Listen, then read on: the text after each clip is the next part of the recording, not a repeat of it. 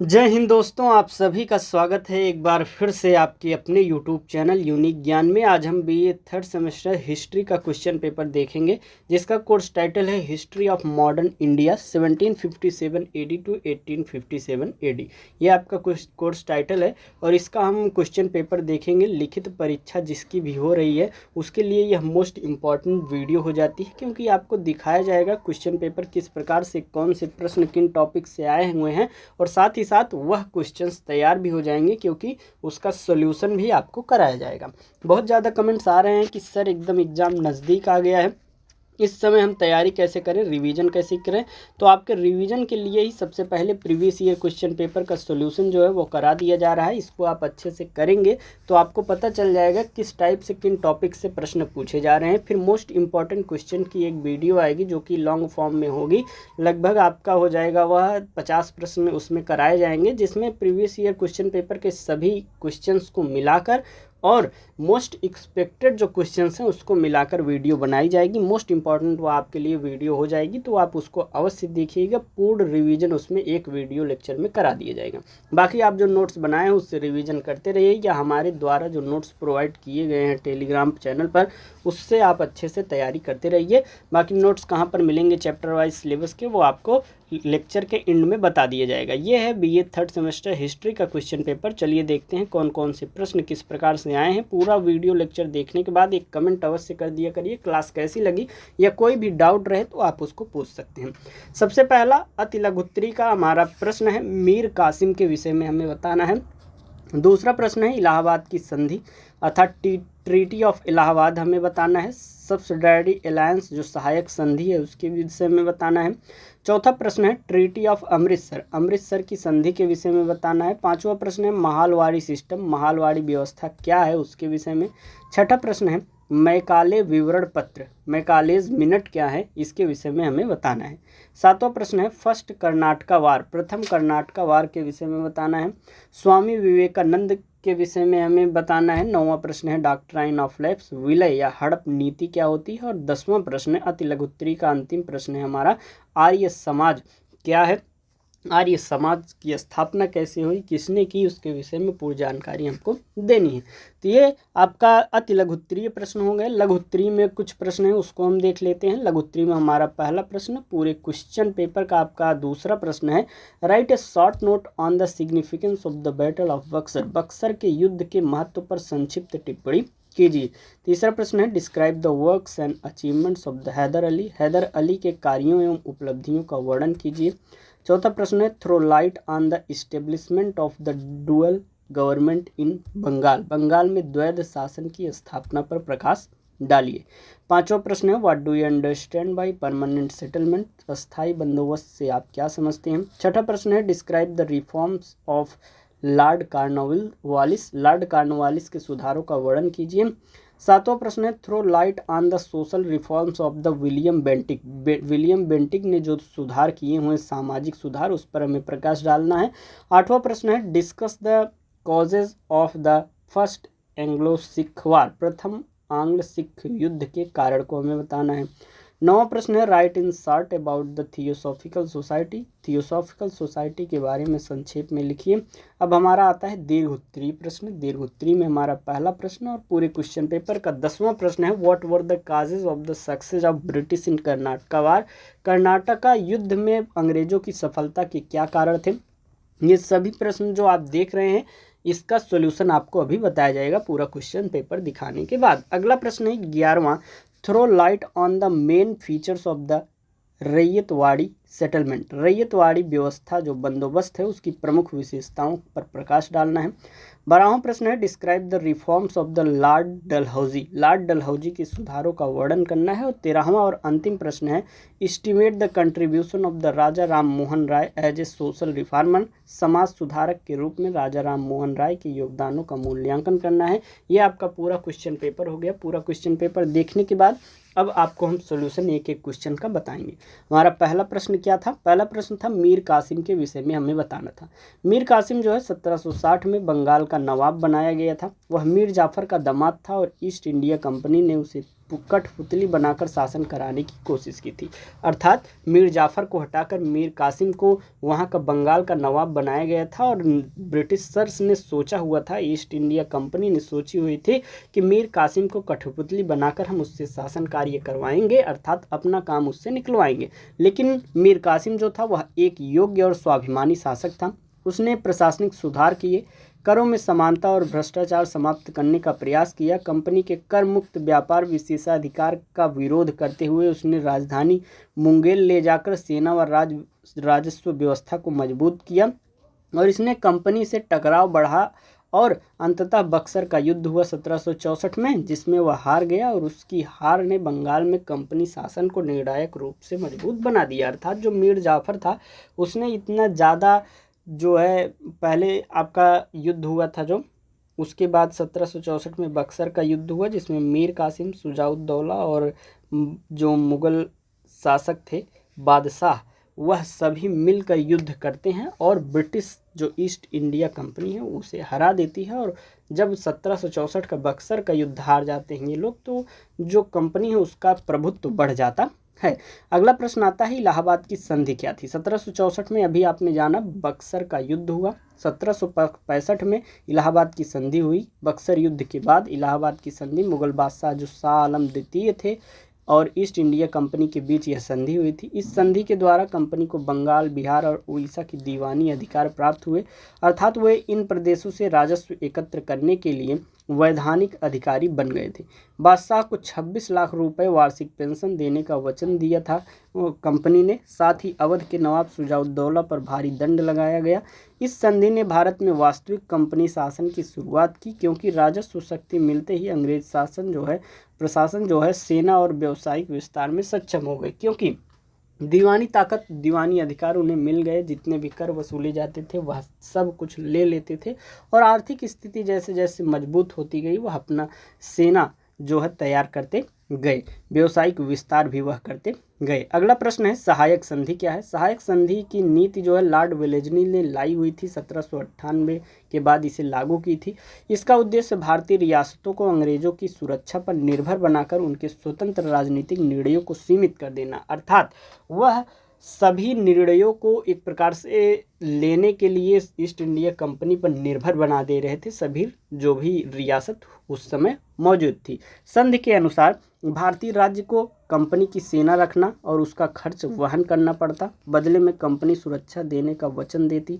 राज्य बिना कंपनी की अनुमति के किसी विदेशी शक्ति से संधि या युद्ध नहीं कर सकता था। इसके परिणाम स्वरूप हैदराबाद, अवध, मैसूर, मराठा आदि अनेक राज्य राजनीतिक रूप से अंग्रेजों पर निर्भर हो गए और यह नीति भारत में ब्रिटिश प्रभुत्व स्थापित करने का प्रभावी साधन बना। यह जो सहायक संधि थी इसमें क्या होता था, कोई भी रियासत है जो सहायक संधि कर लेती थी उसको ब्रिटिशर्स के जो भी सैनिक है उनको रखना पड़ता था, उनको खाना पीना देना, उनको सैलरी देना, सब काम उसके जो है राजस्व से किया जाता था और वह बिना ब्रिटिशर्स के पूछे किसी से न युद्ध कर सकते थे न किसी से मित्रता कर सकते थे। इस प्रकार से वह पूर्णतः निर्भर हो गए और अगर वह चाहें उनका विरोध करना तो उनके राज्य में ही उनके सैनिक हुआ करते थे ब्रिटिश के कंपनी के, और जिससे विरोध करने का वह सोच भी नहीं सकते थे। अगला है हमारा अमृतसर की संधि। 1809 की अमृतसर संधि जो है महाराजा रणजीत सिंह और ईस्ट इंडिया कंपनी के बीच हुई थी। नेपोलियन और फारस के संभावित खतरे को देखते हुए अंग्रेज उत्तर पश्चिम में स्थिरता चाहते थे। संधि के अनुसार सतलज नदी अंग्रेज क्षेत्रों और सिख साम्राज्य के बीच जो है सीमा निर्धारित की गई। रणजीत सिंह ने सतलज के दक्षिण के क्षेत्रों पर अपना दावा छोड़ दिया, जबकि अंग्रेजों ने पंजाब के आंतरिक मामलों में हस्तक्षेप न करने का वचन दिया। इस संधि ने दोनों शक्तियों के बीच संतुलन और शांति स्थापित की और सिख साम्राज्य जो है अंग्रेजों से प्रत्यक्ष संघर्ष से बचा रहा था। अगला प्रश्न है, महालवाड़ी व्यवस्था क्या है? महालवाड़ी व्यवस्था जो है 1822 में लॉर्ड हेस्टिंग्स के समय हॉल्ट मैकेंजी द्वारा प्रारंभ की गई थी। यह भूमि राजस्व व्यवस्था मुख्यतः उत्तर भारत, पंजाब, उत्तर प्रदेश, मध्य प्रदेश में लागू हुई। इसमें राजस्व की इकाई गांव या महाल को माना गया है। राजस्व निर्धारण जो है गांव के मुखिया या जमींदार पंचायत के सामूहिक उत्तरदायित्व पर आधारित था। सरकार भूमि से लगभग 2/3 उत्पादन मूल्य लेने लगी। इसका उद्देश्य राजस्व वसूली को अधिक स्थिर और संगठित बनाना था, किंतु अत्यधिक राजस्व दरों और अधिकारियों के दबाव के कारण किसानों को कष्ट हुआ और यह व्यवस्था जो है अपेक्षित जितना था उतना सफलता नहीं दे सकी। अगला प्रश्न है मैकाले विवरण पत्र। 1835 में थॉमस मैकाले ने ब्रिटिश भारतीय शिक्षा प्रणाली के संबंध में प्रसिद्ध विवरण पत्र प्रस्तुत किया। उसमें उसने तर्क दिया कि भारत में अंग्रेजी भाषा पर आधारित शिक्षा को प्रोत्साहित किया जाए, क्योंकि यह विज्ञान और आधुनिक ज्ञान का माध्यम है। उसने सुझाव दिया कि उच्च शिक्षा का माध्यम अंग्रेजी हो और भारतीय भाषाओं को सीमित महत्व दिया जाए। इसका लक्ष्य एक ऐसी शिक्षित भारतीय वर्ग तैयार करना था जो विचारों में अंग्रेजों जैसा हो और प्रशासनिक कार्यों में सहायक बने। इस विवरण पत्र में अंग्रेजी शिक्षा प्रणाली, आधुनिक स्कूल कॉलेज व्यवस्था और डाउनवर्ड फिल्ट्रेशन सिद्धांत की आधारशिला रखी गई। अर्थात वह चाहते थे कि अंग्रेजी माध्यम में सभी पढ़ाइयाँ हों, जो कि इस समय विभिन्न जो स्कूल कॉलेज हैं वह अपना रहे हैं। अगला प्रश्न था प्रथम कर्नाटक युद्ध। 1746 से 48 के दौरान हुआ प्रथम कर्नाटक युद्ध जो है यूरोप के ऑस्ट्रियन उत्तराधिकार युद्ध का भारतीय विस्तार था। फ्रांसीसी गवर्नर जो डुप्ले थे उसने मद्रास पर कब्जा कर लिया, अंग्रेजी को चुनौती दे दी, जबकि अंग्रेजों ने त्रिचनापल्ली और अन्य क्षेत्रों में उसका प्रतिरोध किया। यह युद्ध जो है दक्षिण भारत में यूरोप की दोनों शक्तियों के प्रभाव और हितों की प्रतिस्पर्धा को दर्शाता है। युद्ध का अंत जो है 1748 में एक्स ला सापेल की जो संधि थी उससे हुई, जिसके अनुसार मद्रास अंग्रेजों को वापस मिला। यह युद्ध निर्णायक नहीं था, परंतु इससे कर्नाटक क्षेत्र में अंग्रेज फ्रांसीसी जो संघर्ष की दीर्घ प्रक्रिया है उससे शुरू हो गई थी। अगला प्रश्न हमारा था स्वामी विवेकानंद कौन थे। स्वामी विवेकानंद के विषय में हमें बताना है। स्वामी विवेकानंद आधुनिक भारत के महान आध्यात्मिक, सामाजिक और राष्ट्रवादी विचारक थे।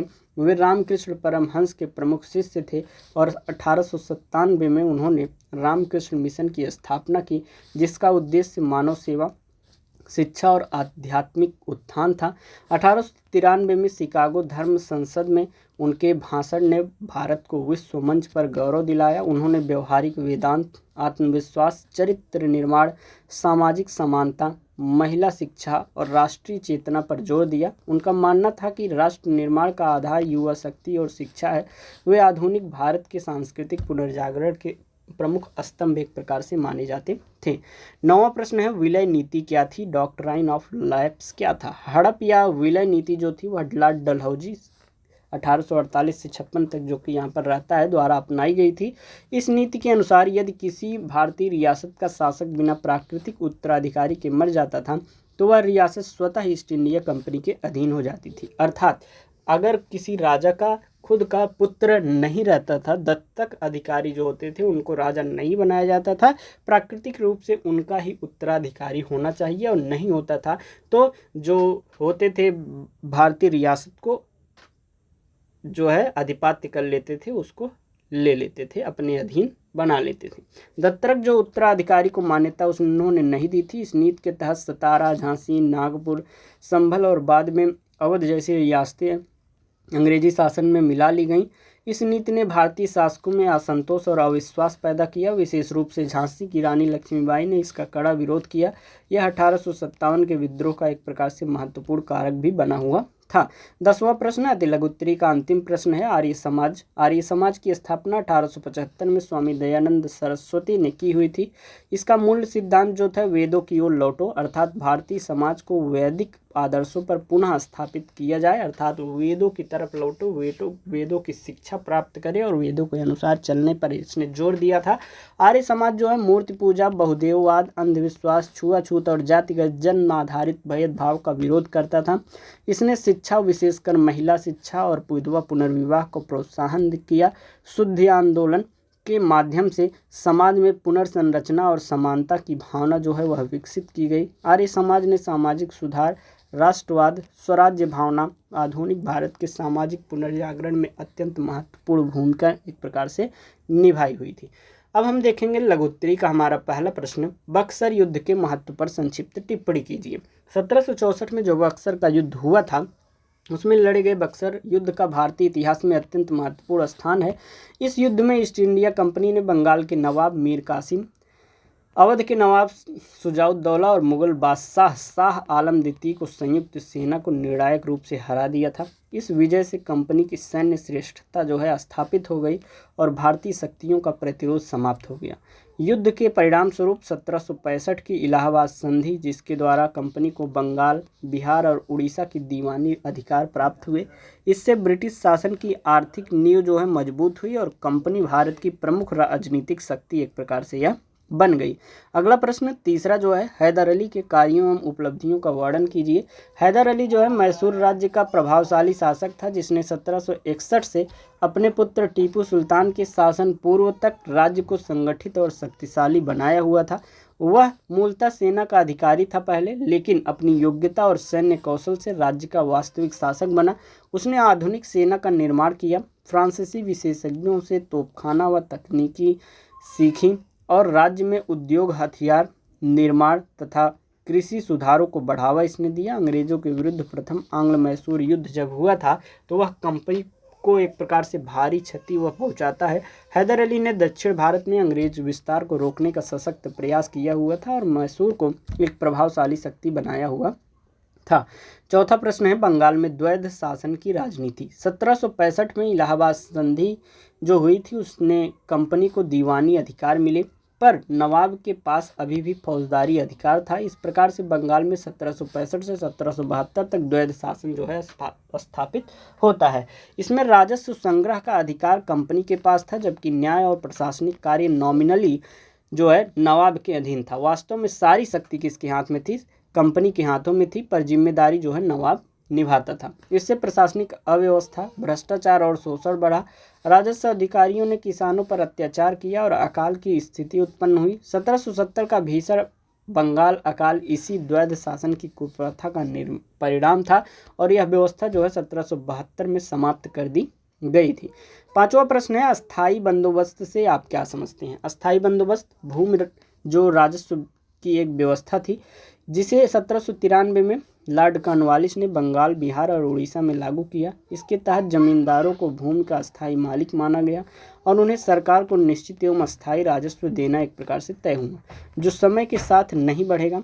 सरकार का उद्देश्य स्थिर राजस्व प्राप्त करना और कृषकों के हितों की रक्षा करना उस समय था जो अस्थायी बंदोबस्त लाया गया था, परंतु व्यवहार में जमींदारों ने किसानों से अधिक लगान वसूला और उनकी स्थिति खराब हो गई। अस्थायी बंदोबस्त ने बंगाल में जमींदारी वर्ग को मजबूत किया, लेकिन किसानों का शोषण जो है बढ़ा और कृषि विकास सीमित सा रह गया था। अर्थात जैसे कि सरकार जो है जो भी थी वह मान लीजिए 10 रुपये टैक्स लगाती है किसी किसान पर, तो जो जमींदार होते थे उनसे 20 रुपये 15 रुपये वसूलते थे, भारी मात्रा में उनका शोषण करते थे और वह खुद तो मजबूत हो गए। अस्थायी बंदोबस्त के जरिए जमींदार जो थे वह अधिक से अधिक धनी होते गए और किसानों का शोषण जो है बढ़ता चला गया।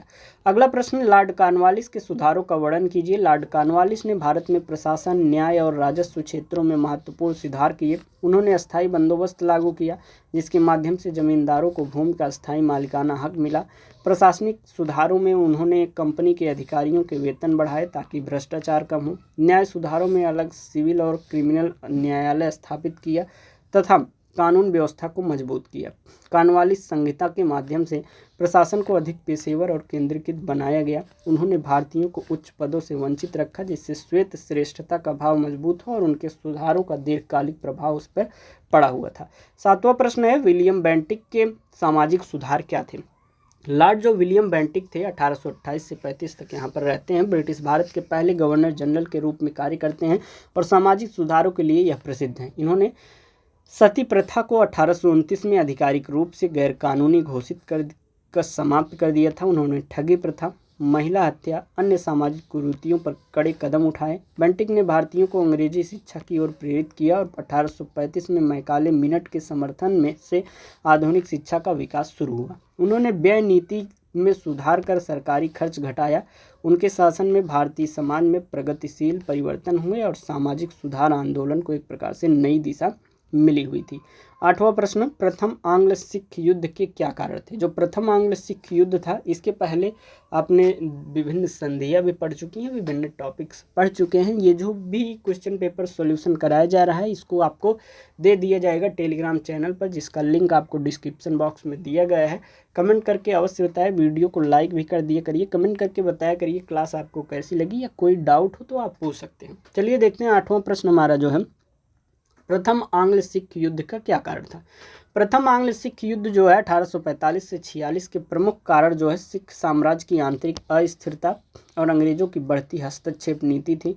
महाराजा रणजीत सिंह की मृत्यु के बाद लाहौर दरबार में सत्ता संघर्ष प्रारंभ हुआ, जिसके कारण सेना जो खालसा थी, उनकी सेना अत्यधिक शक्तिशाली और उग्र हो गई। अंग्रेज पंजाब की इस अस्थिरता का लाभ उठाकर अपनी सीमाएं बढ़ाना चाहते थे। सतलज नदी के किनारे अंग्रेजी सैनिकों की बढ़ती तैनाती ने सिखों को उत्तेजित किया। दोनों पक्षों में अविश्वास बढ़ा और अंततः सिख सेना ने सतलज पार कर युद्ध की शुरुआत एक प्रकार से कर दी थी। 9वां प्रश्न है आपका, थियोसॉफिकल सोसाइटी क्या है? थियोसॉफिकल सोसाइटी की स्थापना कहाँ पर हुई थी, कब हुई थी? 1875 में अमेरिका में मैडम ब्लावात्स्की और कर्नल ओलकॉट ने की हुई थी, पर इसका वास्तविक विकास भारत आने पर बाद हुआ। 1886 में इसका मुख्यालय मद्रास के अंग्याल में स्थापित किया गया।